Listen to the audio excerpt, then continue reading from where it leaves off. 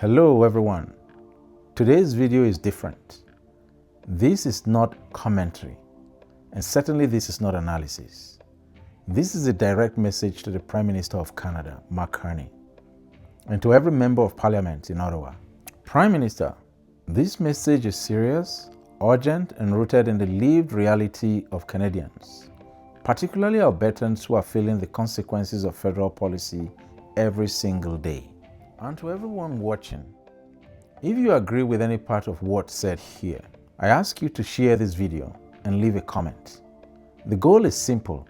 Make sure this message reaches the Prime Minister and Parliament. Prime Minister Carney, Canada is facing a cost of living crisis, slowing economic growth, and growing national tension between Ottawa and the provinces. Albertans are not asking for special treatment. They are asking for fair treatment, constitutional respect, and policy grounded in economic reality. Today, I want to outline 3 urgent legislative priorities your government must address before May 2026. Priorities that, if acted on promptly, could ease national tension and restore confidence. Priority number 1. Please remove federal barriers to Alberta's resource development. This is the single most urgent issue, Mr. Prime Minister. A growing web of federal laws, regulations, and policy frameworks has severely constrained Alberta's ability to develop its resources and access global markets. These include impact assessment and approval regimes that delay projects indefinitely, federal caps and emissions frameworks tied to net zero timelines, the pathways project requirements and related carbon capture mandates, and certainly broader green and climate initiatives that add costs, uncertainty, and delay. Together, Mr. Prime Minister, these policies function not as environmental oversight, but as de facto barriers to development. Albertans have the right to develop their resources responsibly.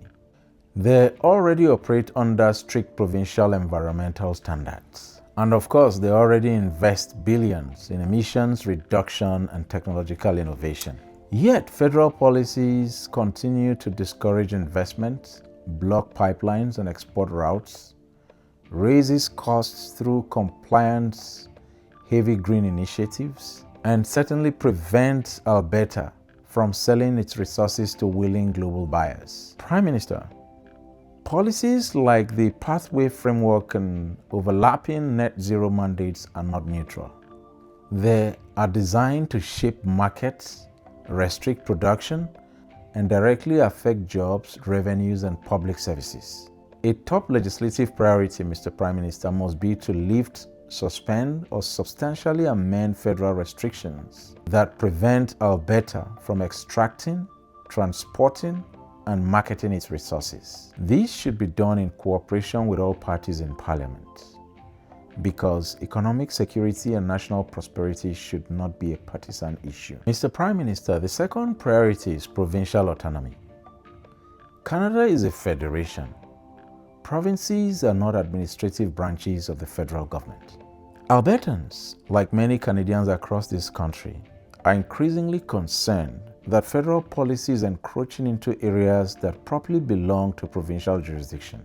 Natural resource development, land use and environmental regulation, and economic planning tied to regional realities. When Ottawa imposes one-size-fits-all policies, particularly through climate and green initiatives, it risks erasing regional differences and local priorities. Mr. Prime Minister, restoring trusts requires respecting provincial jurisdiction, limiting federal overreach, and allowing provinces to legislate in ways that reflect their culture, economy, and identity. Autonomy does not weaken Canada. It strengthens unity by ensuring provinces remain willing partners, not reluctant subjects. Finally, Mr. Prime Minister, Canadians are under real financial strain. They pay income tax. Then they spend what remains and pay GST or HST. On top of it, then come fuel taxes, levies, indirect fees layered into daily lives of Canadians.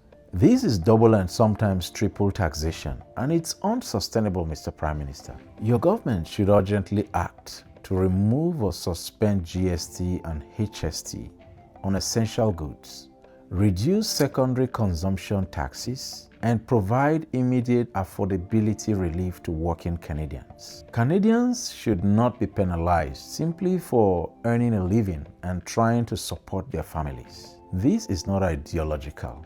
It is practical economic relief. Why this matter right now, Prime Minister? Unresolved frustration does not just disappear. When people feel overregulated, overtaxed, and ignored, they begin to look for drastic alternatives, including referendums and constitutional confrontations. Strong leadership now, clear legislative action now, and respectful federal-provincial cooperation now can prevent deeper division later. Many of the tensions facing this country today are not inevitable. They are the result of policy choices. So, Prime Minister Carney, this is the message. Lift federal barriers to Alberta's resource development, including those tied to impact assessment, pathways requirements, and restrictive green initiatives. Respect provincial autonomy and provide meaningful tax relief to Canadians. Do this before May 2026. And to members of Parliament of all parties, this message applies to you as well. Representation means acting on the concerns of the people you serve. And to everyone watching, if you agree that these should be national priorities, share this video, leave a comment of support. Make sure this message reaches Ottawa. This is about fairness, prosperity, and the future of Canada. Thank you for watching.